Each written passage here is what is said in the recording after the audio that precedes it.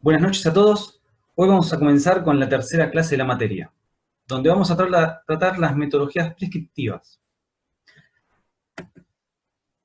Bueno, como hoy vamos a hablar del proceso de desarrollo del software, y para hablar de procesos tenemos que hablar de metodologías, vamos a comenzar por lo que es una metodología. Es el proceso de dividir el desarrollo del software en fases. ¿Para qué? Para mejorar el diseño, la gestión del producto y la gestión del proyecto. Entonces, bien, ¿para qué seguimos una metodología? Para ordenar el caos. El objetivo tiene minimizar el riesgo y poder hacer predicciones de tiempos, recursos, costos. Una pregunta que se reitera mucho es ¿por qué razón los proyectos fallan?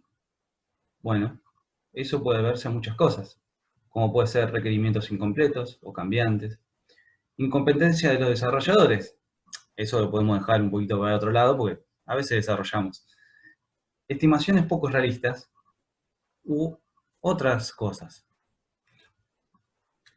Incluso si un proyecto es exitoso al principio, muy probablemente la complejidad crezca con el transcurso del tiempo al que en caso, o en muchos casos, los costos se disparan y la complejidad del desarrollo se dispara, lo cual nos hace replantear y decir, bueno, comencemos nuevamente de cero. Lo interesante es que en ese momento seguramente vamos a elegir una nueva tecnología y vamos a decir, bueno, esta tecnología nos va a salvar y va a hacer que nuestro proyecto funcione. Cosa que probablemente lo sea o probablemente no lo sea. Para cerrar la idea, para intentar resolver los problemas que tenemos y que se inventaron, se generaron un conjunto de metodologías de desarrollo de software, las cuales vamos a ver a continuación. Acá, en esta diapositiva, podemos ver los tipos de metodologías que tenemos. Las prescriptivos, que vamos a ver hoy, y las metodologías ágiles, que vamos a ver más adelante. Tampoco vamos a ver todas las metodologías prescriptivas, vamos a ver alguna de ellas en profundidad. Bueno, bien. Ahora, cuando uno entra a Google y genera una búsqueda, ¿qué trae? Le hicimos un pequeño recorte de todas las cosas que trae. ¿Qué podemos observar? Muchos redondeles, muchas flechitas hacia arriba y cíclica. Incluso todos los modelos son intuitivos. Son muy fáciles de leer. ¿Por qué se piensa que son intuitivos? Esa es una pregunta que les dejo para que charlemos en clase. ¿Y por qué los modelos escapan? Si todos los modelos de cascada los vamos a ir por el camino del modelo en cascada. Entonces, ¿cómo ven la predicción? ¿Por qué son tan intuitivos? ¿Y qué les genera a ustedes ver estos dibujos?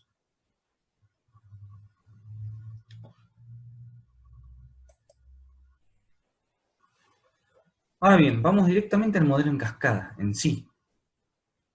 Este es el dibujito que aparece en algunos libros. ¿Qué piensan que tiene malo esta representación? Es casi horizontal. La metáfora de cascada se hace muy visible. El costo de volver atrás o de querer hacer una modificación en un paso anterior, como ven, es muy complejo, porque habría que desafiar de alguna manera, entre comillas, la gravedad.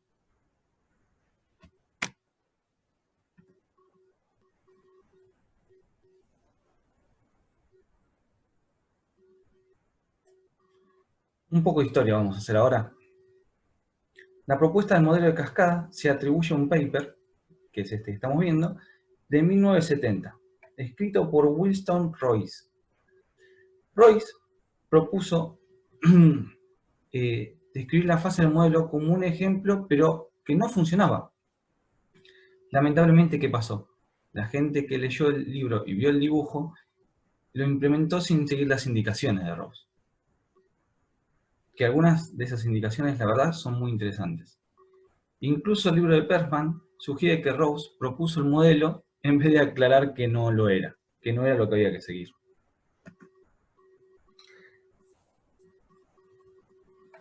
Ross propone en todo proceso del desarrollo de software que hay dos tareas que son esenciales: el análisis y el diseño.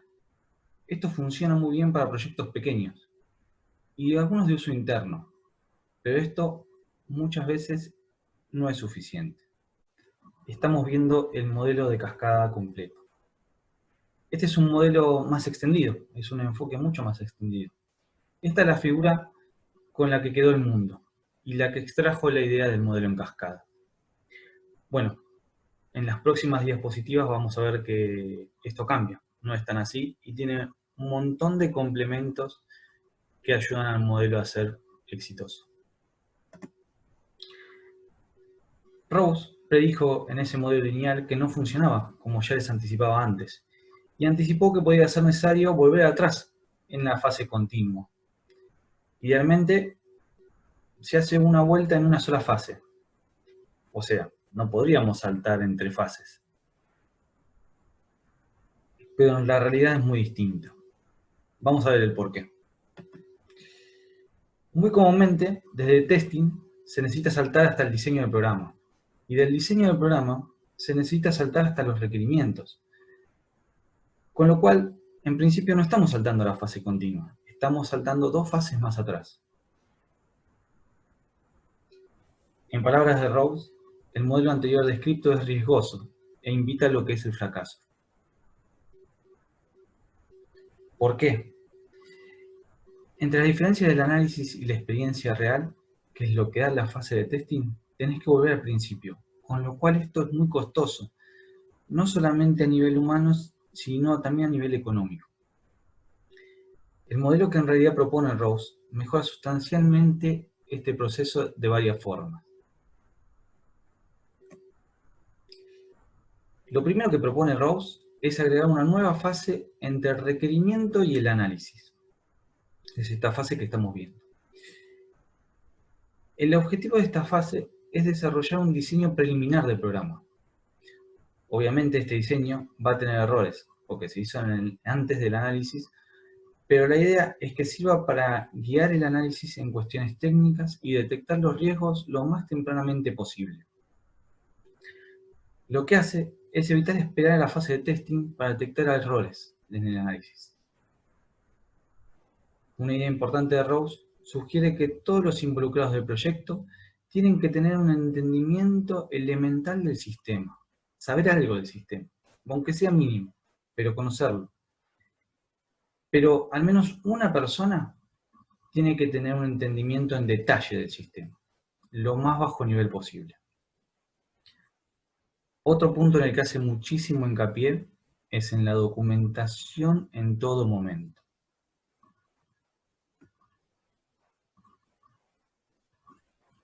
A ver, en esta diapositiva se puede ver lo que comentaba anteriormente. Documentación. ¿Cuánta documentación es la pregunta? Bueno, hay una frase textual del libro que dice: la primera regla de administrar el desarrollo de software es la aplicación despiadada de los requerimientos de documentación. Aplicación despiadada, dice, o sea que lo hace tajante. Si la documentación, si continúo con la frase textual, si la documentación está en incumplimiento grave, mi primera recomendación es simple: reemplazar la gestión de proyectos. Con lo cual vuelve a hacer otra afirmación tajante. La documentación es la base del proyecto. Es la única forma en la que se puede volver atrás y se puede analizar posteriormente ante una falla.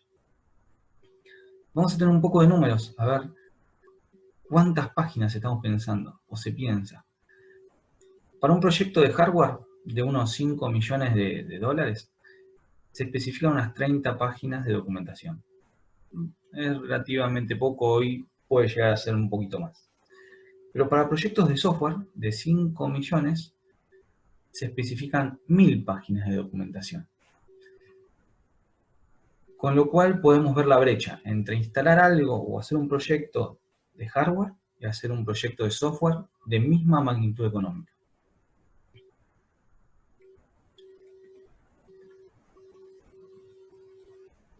La siguiente recomendación que hace es implementar el proyecto 2 veces. Se necesita un equipo completamente competente y capaz de detectar intuitivamente los problemas en el diseño, el análisis y poder modelar de alguna manera alternativas.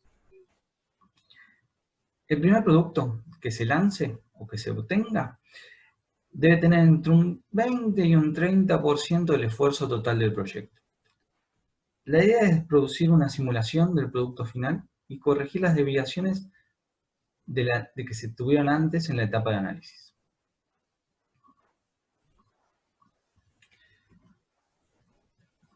Bien. Testing. Es la etapa de mayor riesgo en cumplimiento del proyecto de software. ¿Por qué? ¿Por qué sucede eso? Es algo que se debe planificar con mucha anticipación. Se debe llevar a cabo. Idealmente, no lo tienen que hacer las mismas personas que hicieron el desarrollo del software, porque están viciadas.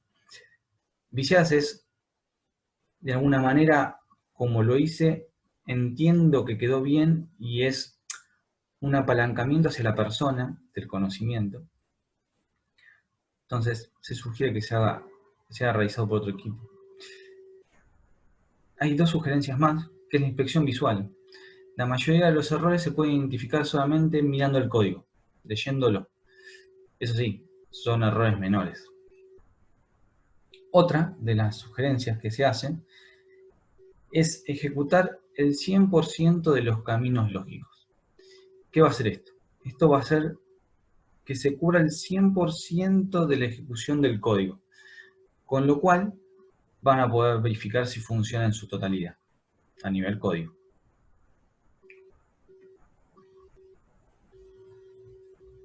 Como se ven, el modelo se va complejizando y ya no es tan simple como lo que habíamos visto al principio y como el que todos tenemos en mente en primera instancia.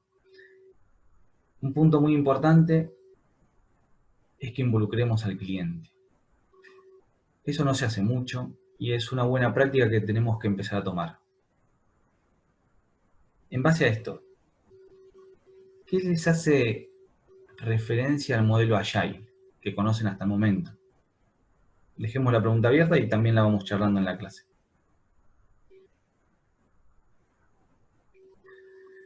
Bueno, esta es la última diapositiva del modelo en cascada. Lo que estamos viendo es un resumen del proceso completo que propuso Roll, en donde se puede ver que cada ítem añadido al modelo original implica un costo extra.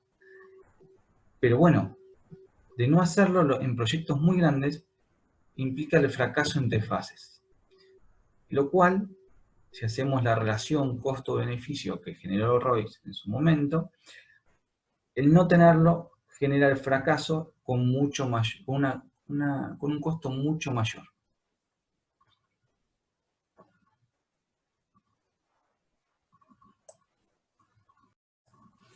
Bien, ahora vamos a ver el modelo incremental. Como pueden ver, el modelo en cascada se replica varias veces en este esquema. En cada interacción se debe agregar mayor funcionalidad al producto. Y después de cada interacción, se le entrega el producto que está incompleto al cliente y se usa el feedback para poder planificar las siguientes interacciones.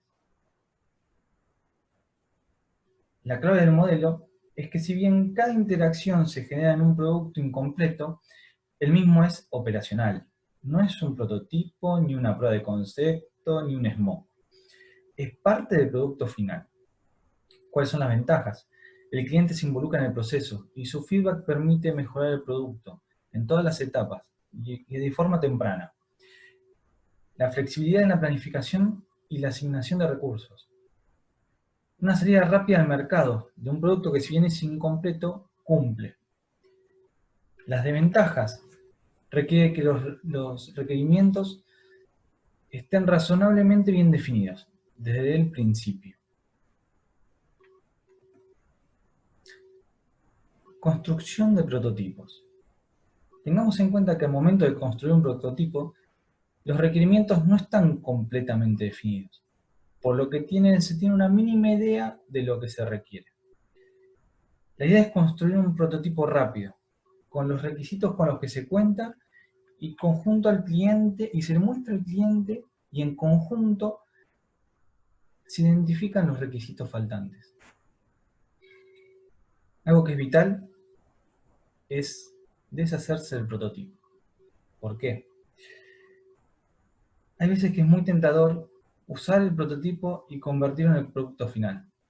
Pero algo que deben tener en cuenta es que se hizo de forma muy rápida y para poder mostrarle al cliente un avance, para poder obtener feedback del cliente y para poder hacer las modificaciones necesarias, con lo cual seguramente está atado con alambres. Es funcional a lo que el cliente y el proyecto se necesita, únicamente en esa etapa,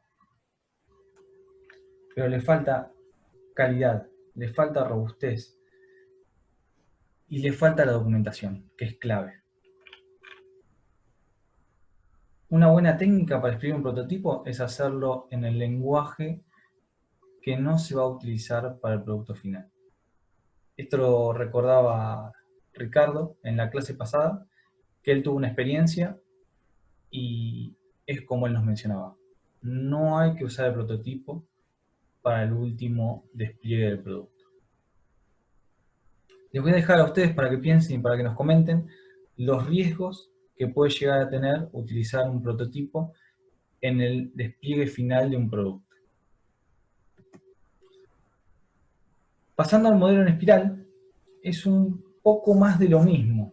La idea es repetir el proceso n cantidad de veces y que con cada vuelta de espiral se redefine más y se le dan más funcionalidades al producto. En una primera vuelta el producto es capaz de tener algunas especificaciones. En la segunda puede ser el prototipo. En la tercera, una versión incompleta. Y así sucesivamente hasta poder obtener lo deseado. El número de interacciones no es fijo. Lo que sí se va a ir ajustando a medida que se avanza.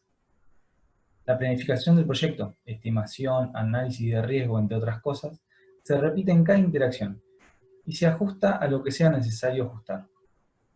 La metáfora de la espiral también ayuda a representar la idea de la que el software se suele mantener a lo largo del tiempo.